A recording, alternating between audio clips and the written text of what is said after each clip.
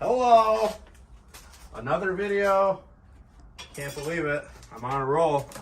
We're gonna disassemble this K24 and find out how it looks inside before I order more parts. I actually ordered all the OEM gaskets and oil pump, K20 oil pump, windage tray and stuff today, but I want to take all the everything apart so I can see what the cylinder walls look like before I buy pistons to see if I need to bore it or if I'm just gonna piston slap it with the stock bore.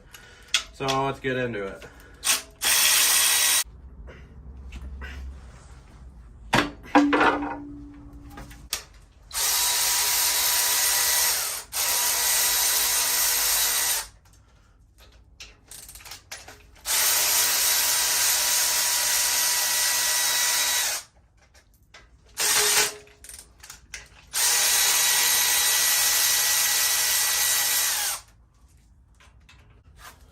So we're not going to be reusing the OEM timing chain tensioner, so we're just going to throw this in the garbage.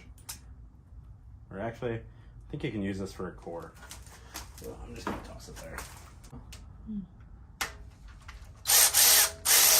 Getting all the timing chain guides off. And I ordered all new ones of these, even though these look like they're probably fine to reuse, but I figured I'd buy all brand new ones since this motor's got so many miles on it. All right, so this top timing chain guide, these are all 12s up here, but now the chain's loose, so this can come off. And a little crusty in here, definitely not the cleanest. There's a little bit of grime, but this will all get cleaned up in the parts washer up at Andy's. So let's move up here to the head so we can get the cams out in this upper timing chain guide.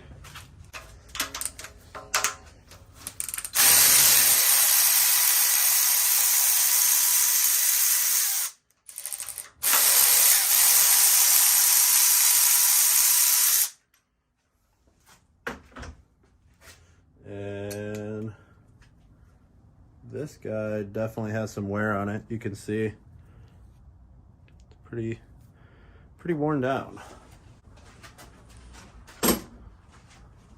And just take your time with this. Like I said, you don't want to mess up any of these flat surfaces here that are machined, because you'll have a bad time. All right, this is where we got to be careful because the cams are gonna kind of naturally want to fall out almost.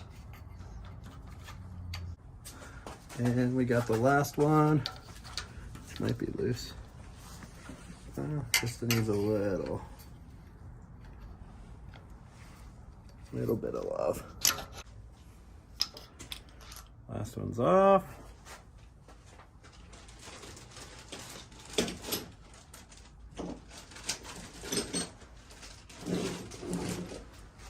And now we can take the chain off very carefully.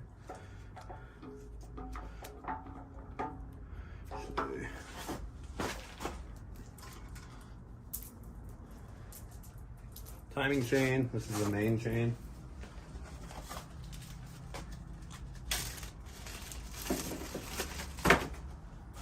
And now we'll take off the, oops, careful. These cams look a little bit worn.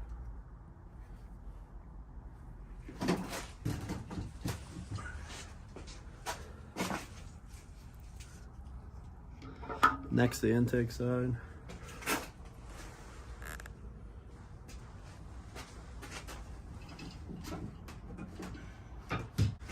All right, so now to get this rocker assembly off. So this is a 3-lobe head, so which means it has VTEC on both the intake and the exhaust side.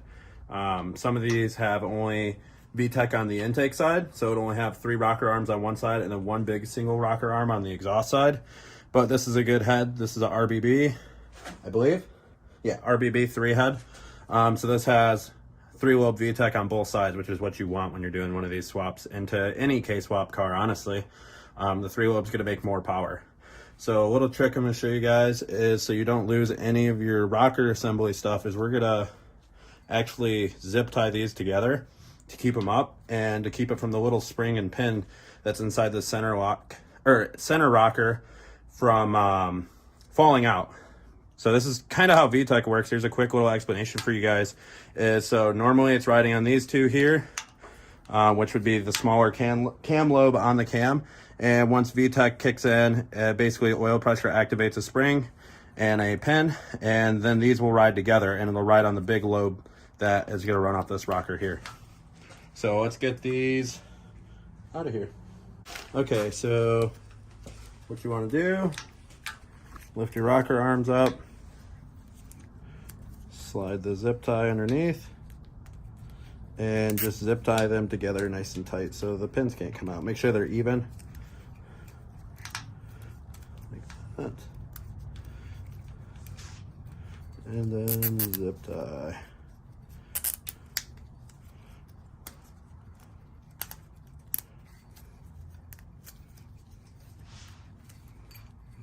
See? So now they stay together. And we're just gonna do that for all these so we don't lose them.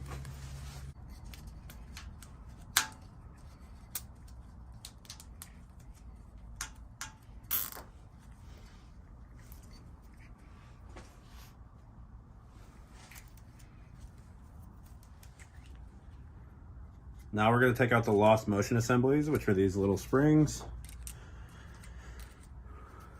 Keep these somewhere safe.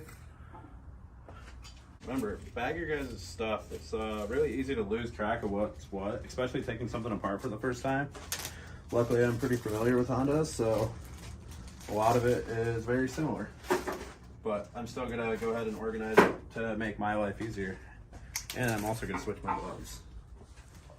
Okay, so next we're going to take this head off, which these are 12.14 mil bolts. Also want to do this like inside to outside.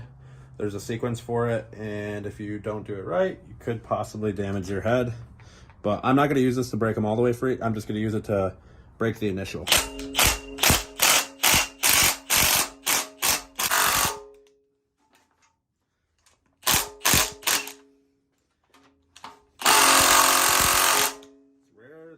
He gets stumped. Bringing out the bad mother.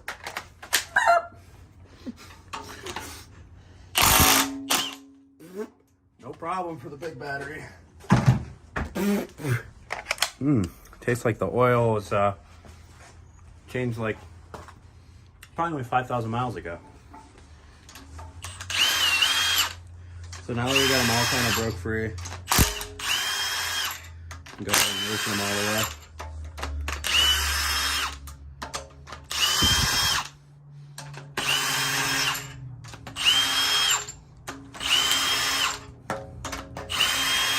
So I am not going to reuse these OEM head bolts. So I'm just going to throw them right in the garbage because I'm going to buy some aftermarket ones that are stronger. And you don't want to reuse stock head bolts generally. You can, but you don't really need to. Just buy a new set of ARPs. They're like $150, so don't be a cheap ass. So now we're going to be removing the head, which is dialed. You probably have to kind of wiggle up on it a couple times. It actually feels like this one's gonna come free pretty easily. Maybe I lied.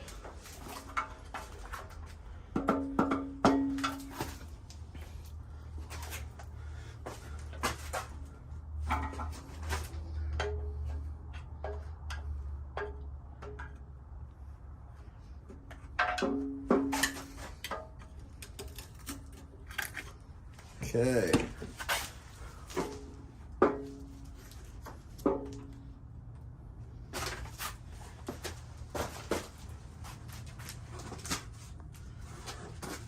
And Lord almighty, these pistons look horrible. A lot of carbon buildup, for sure. So it looks like this person was definitely a grandpa. They barely beat on this car. There's tons of carbon buildup everywhere. But from what I can see, I think in the cylinder walls look pretty good. You can see all the cross hatching everywhere. On this, oh no, there's a spot. There's a smooth spot. This one does have a tiny spot. Okay. Don't lose your dowel pins for your head. Get a look at the head, crikey! Same thing, tons of carbon buildup. Honestly, this thing was probably never be done. There's so much carbon in here everywhere. It's kind of gross. Which is a good sign, I guess, since it wasn't beat on. Now, we're going to flip this thing over, and a bunch of oil is probably going to come out of it. And we are going to take the oil pan off.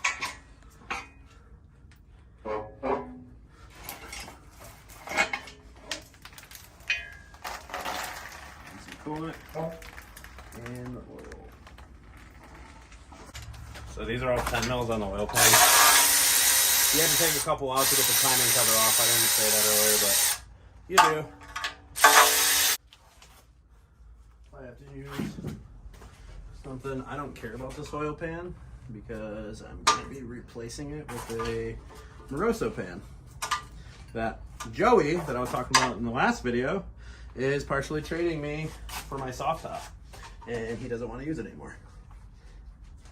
So we'll take advantage of that, trade him, and get rid of this ugly ass steel pan that is stuck on here like a mother fricker.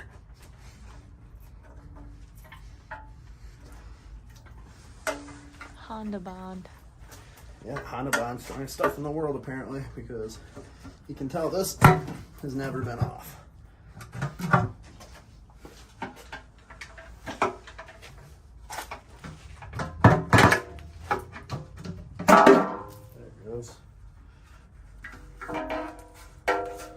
And we're also be getting rid of this, which is the giant K24 oil pump that has balance shafts in it, and it's massive and not good for high revving. So we're gonna get rid of that. Take that off right now. 214s and 212s.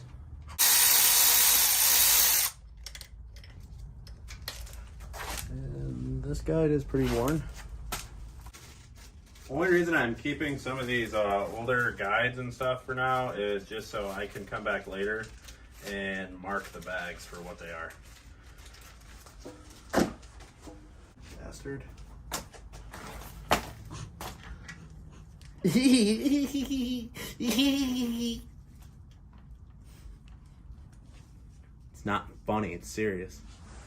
Alright, we just got the K24 pump loose. Slide the oil pump chain off, and this massive oil pump. This oil chain. Now we need to get the girdle off, or sorry, windage tray, which is just like two tiny pieces. A little dirtier under here. Who is interrupting my video?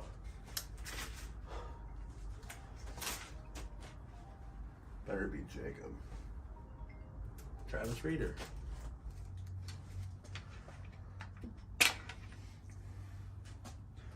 Bearing looks good. Let's throw these away. There we go.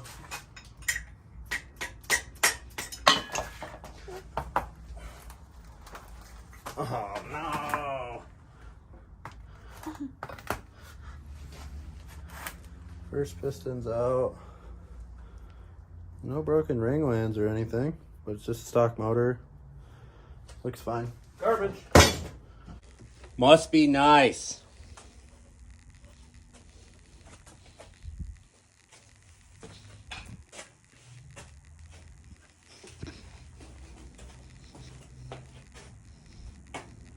Just got the K24 oil part. Everything looks pretty dang good. Crank looks good. Piston walls look pretty damn good. Head looks good. It looks like nobody ever beat on this thing. I threw all the rods away and pistons because I'm never going to use the stock ones. But man, look at the carbon buildup on this freaking thing. Oh. Throw it back in the junk pile. Got all my parts spread out everywhere. About to label them all. And we could start literally jet washing this stuff and ordering the parts to throw this thing back together. And then I'm probably going to repaint this engine bay. Kind of just thought of this. I might match the color of the car, do Midori in the engine bay. What do you guys think of that?